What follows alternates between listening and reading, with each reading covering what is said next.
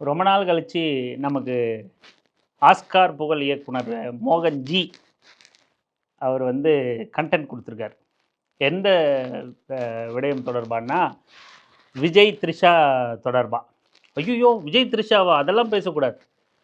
ஒரு முற்போக்கு அரசியல் பேசுகிறன்னு சொல்லிக்கிற நீங்கள்லாம் ஒரு அரசியல்வாதியோட தனிப்பட்ட வாழ்க்கையை பேசலாமா அப்படின்னு யாருக்காவது சொன்ன உடனே கொந்தளிக்க ஆரம்பிச்சிருக்கோம். வரோம், பதில் சொல்கிறோம். உங்களுக்கு மட்டும் இல்லை, நம்ம மோகன்ஜி அவர்களுக்கும் பதில் சொல்ல போகிறோம். அவர் எவ்வளோ பெரிய இயக்குனர், பாவம் அவருக்கு. சரி, அவரை நம்ம கொஞ்சம் அடிக்கடி லைம் ரேட்லேயே வச்சுருக்கணும், பேசாமல் விட்டுறக்கூடாது அப்படிங்கிறதுக்காக அவரும் நிறைய கஷ்டப்படுறாரு. அவரோட உழைப்பில் நாமளும் கொஞ்சம் பங்கெடுத்துக்கணும். அதனால் அவரை நம்ம மக்கள்கிட்ட கொண்டு போய் சேர்க்கணும். அவர் பன்முகத்தன்மை கொண்ட ஆளுமை. வெறும் இயக்குனர் கிடையாது, அவர் ஒரு சங்கி. வெறும் இயக்குனர் கிடையாது, அவன் ஒரு ஆர்எஸ்எஸ்க்கு சொம்பு தூக்குற நாய். வெறும் இயக்குனர் கிடையாது, பாமக அடையாளத்தோட அவன் ஆர்எஸ்எஸ்க்கு இளநீ தூக்குறவன் அப்படின்றது அவனோட பன்முகத்தன்மையெல்லாம் வந்து நம்ம கொண்டு போய் சேர்க்கணும். அப்படி ஒரு பன்முகத்தன்மையில் இப்படி ஒரு பன்முகத்தன்மை அவங்ககிட்ட இருக்குது. இப்போது விஜயோட மனைவி, முன்னாள் மனைவின்னு சொல்கிறதான்னு தெரியல, பட் இன்னி வரைக்கும் அஃபிஷியலாக விவாகரத்து சொல்லலை. விஜயோட முரண்பட்டு விவாகரத்து கேட்டிருக்காங்க. நடிகையோட தொடர்பு இருக்குது விஜய்க்குன்னு சொல்லிட்டு குற்றம் சாட்டியிருக்காங்க. அந்த புயல் அடங்கிறதுக்குள்ளவே நீ என்ன பேரை சொல்வேன்னு சொல்கிறது விஜயோட மனைவி. தேவைப்பட்டால் நடிகையோட பேரை வந்து குறிப்பிடுவேன்னு சொன்னாங்க அவங்க. நீ என்ன பேரை சொல்கிறது, நானே தில்லா கூட்டு வரேன் பார் அப்படின்னு சொல்லிட்டு அவரை வெளிப்படையாக பேச தான் செய்யலை, பட் சிம்பாலிக்காக எல்லா வேலையும் செய்கிறார். அப்படி நிகழ்ச்சி ஒன்றுக்கு பங்கெடுக்க த்ரிஷாவோட ஜோடியாக பேரா ஒரே மாதிரி ட்ரெஸ்ஸோட பட்டு வேட்டி பட்டு சட்டை போட்டுக்கிட்டு ஒரு நிகழ்ச்சியில் பங்கேற்க ரெண்டு பேரும் ஒரே வண்டியில் போய் ஜோடியாக போனாங்க. அது குறித்து சமூக வலைதளங்களில் விஜய் மீது கடுமையான விமர்சனங்களை வைக்கிறாங்க. அந்த விமர்சனத்துக்கு நம்ம மோகன்ஜி, ஆஸ்கார் இயக்குனர், பன்முகத்தன்மை கொண்ட ஆளுமை வந்து பதில் கொடுக்குறாரு. என்னென்ன இந்த வாசிக்கிறேன் பாருங்க. Actor Vijay sir answers every one in his style and shuts down all rumours. He has guts. கெத்து. விஜய்க்கு கெத்து இருக்கோ இல்லையோ, மோகனுக்கு கெத்து. இப்படி ஒரு சம்பவத்தை பேச, இப்படி ஒரு சம்பவத்தை கட்ஸுன்னு சொல்ல இவனுக்கு தனி கட்ஸ் வேணும் இந்த நாய்க்கு. விஜயும் த்ரிஷாவும் அந்த நிகழ்ச்சியில் ஒன்றா ஜோடியாக நின்று ஃபோட்டோ போட்டு அதை ரூமர் பண்ணுறாங்கன்னு actor Vijay sir answers every one in his style. அவர் ஸ்டைல் அவருக்கு எல்லாருக்கும் பதில் கொடுத்துட்டாராம். And shuts down all rumours. எல்லா ரூமர்ஸுக்கும் முற்றுப்புள்ளி வச்சிட்டாப்ல. He has a guts. இவர் தான் கெத்தான ஆள். அவர் ஸ்டைலில் அவர் பதிலடி கொடுத்துருக்காரு. அட நாயை, கேடுகட்ட நாயை, கேடுகட்ட பொறுக்கி நாயை.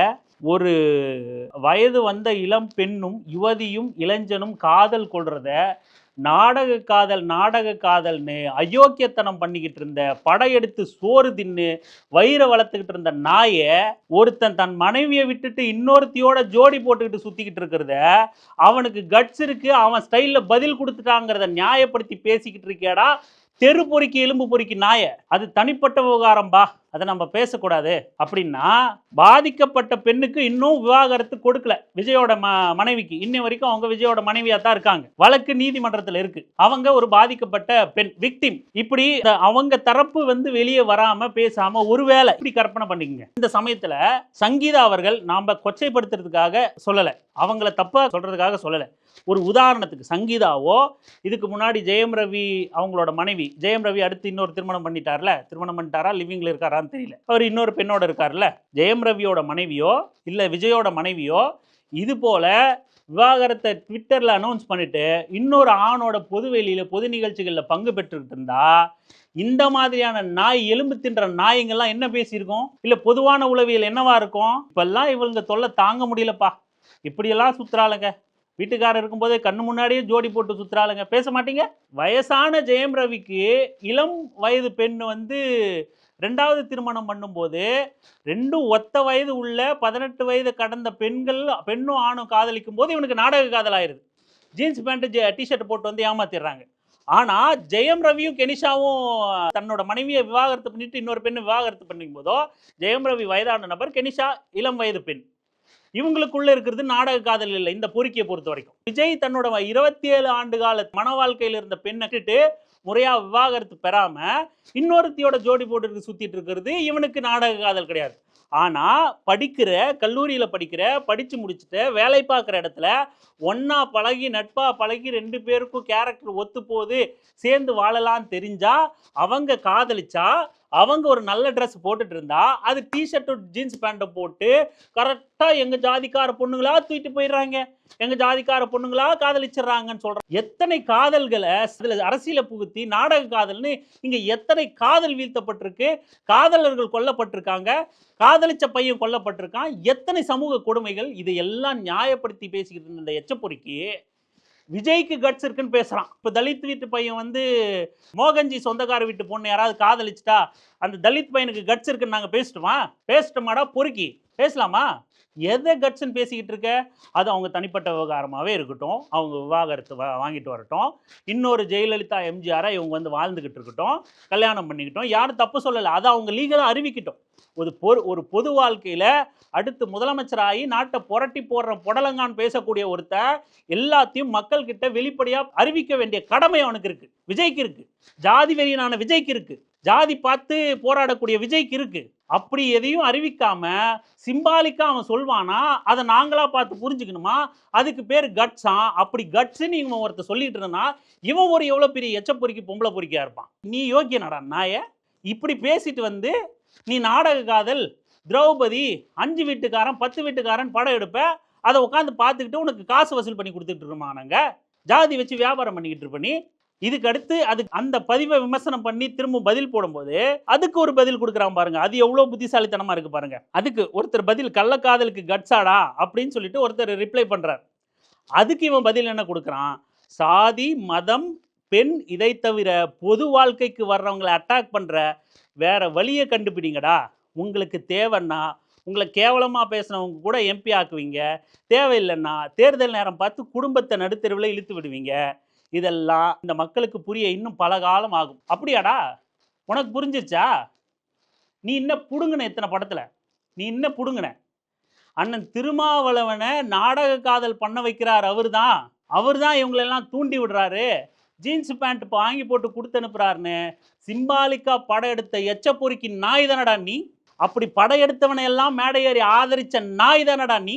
நீ வந்து பொதுவெளியில் இருக்கிறவங்கள அவங்க குடும்பத்தை பற்றி பேசுவீங்க, பெண்களோட தொடர்பை பற்றி பேசுவீங்க, இதுதான் உங்களுக்கு வேலைன்னு இன்னொருத்த மேலே விமர்சனம் வைக்கிறேன்னா நீ எவ்வளோ பெரிய எச்சப்பொறிக்கு நாயா இருப்ப? நீ உனக்கு யோகியதை இருக்கா இதை பற்றி பேச? என்ன வார்த்தை? இந்த வார்த்தையை சாதி மதம் பெண் இதை தவிர பொது வாழ்க்கைக்கு வர்றவங்கள அட்டாக் பண்ண வேறு வழியை கண்டுபிடிங்களா? நாய உன் அரசியலே உன் படமே நீ சேர்ந்திருக்கிற சங்கி கும்பலுக்கு வேலையை தானடா? ஜாதி மதம் பெண்ணை வச்சு தானடா நீங்க பொழப்பே ஓட்டிக்கிட்டு இருக்கீங்க. நீ சோறு தின்னு அண்டா மாதிரி வளர்ந்து நிற்கிறிய, அது எதுல வந்தது? பெண்ணு மண்ணு பொண்ணு மயிருன்னு பேசி வந்ததுடா. நீ எப்படி வளர்த்த நீ வயிற? இன்னி வரைக்கும் எப்படி சோறு தின்னுக்கிட்டு இருக்க? நீ போய் சேர்ந்து நின்றுருக்கிய சங்கி கும்பல் சாதி மதத்தை வச்சு தாண்டா சோறு தின்னுக்கிட்டு இருக்கான்.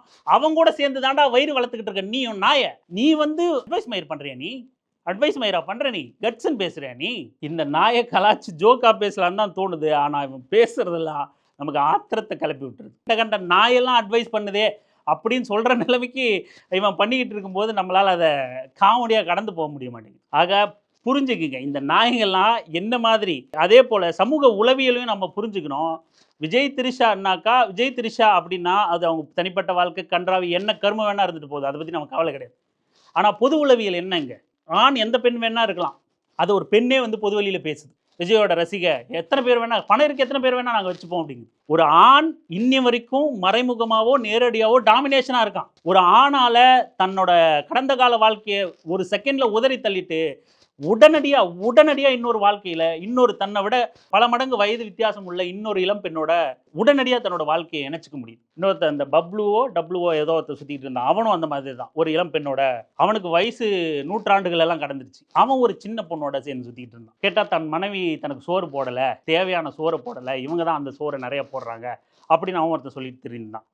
பட் இது ஏதாவது பர்சனலாக என்ன கர்மமாவது இருந்துட்டு போட்டோம். ஆனால் நம்ம பார்வை என்ன இருக்குது? பொது உளவியல் என்னவா இருக்குது? ஒரு ஆண் என்ன செஞ்சாலும் சரி அப்படிங்கிறதான இன்ன வரைக்கும் மறைமுக பொது உளவியலாக நம்ம புத்திக்குள்ளே புகுத்தப்பட்டிருக்கு. விஜய்க்கு திரிஷா இருக்கலாம், இல்லை என்ன XYZ, நம்ம திரிஷான்னு பேர் குறிப்பிட கூட விரும்பலை, XYZ எத்தனை வேணா இருக்கலாம்.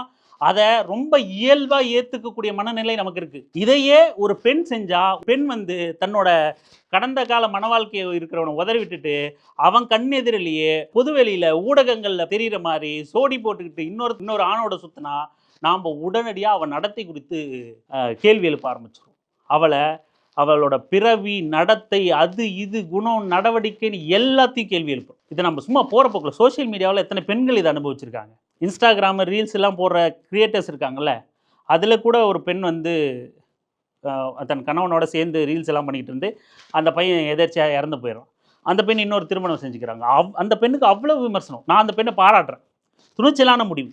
தனக்கு இது தேவையா, தனக்கு ஒருத்தனோட சேர்ந்து வாழ விருப்பம் இருக்கா, சேர்ந்து வாழட்டும். அந்த பெண்ணு வேணாமா, அவனும் ஒத்து வரல, தப்புன்னு தோணுது, பிடிக்கலன்னா பிரிஞ்சு போக அந்த பெண்ணுக்கு உரிமை இருக்குது. ஆனால் நாம் என்ன பார்க்குறோம், ஒரு ஆண் செஞ்சால் சரி, ஒரு ஆண் எத்தனை பேரோட வேணா இருக்கலாம், ஆனால் பெண் வந்து கல்லானாலும் கணவன், புல்லானாலும் புருஷன், மயிறு மட்டன் பேசிட்டு பெண் வந்து மூளையிலே அடைக்கிறணும். அப்படி மீறி பேசுனா வார்த்தையாலே அவளை சுற்றுவோம் அப்படிங்கிறதான நடைமுறையாக இருக்குது. இன்னைய வரைக்கும் விஜய் ஆதரிக்கிற விஜய் ஃபேன்ஸோட மனநிலை அந்த தலைமுறை வரைக்கும் அப்படி நம்ம மனநிலை ஏற்படுத்திக்கிட்டு இருக்கோம்.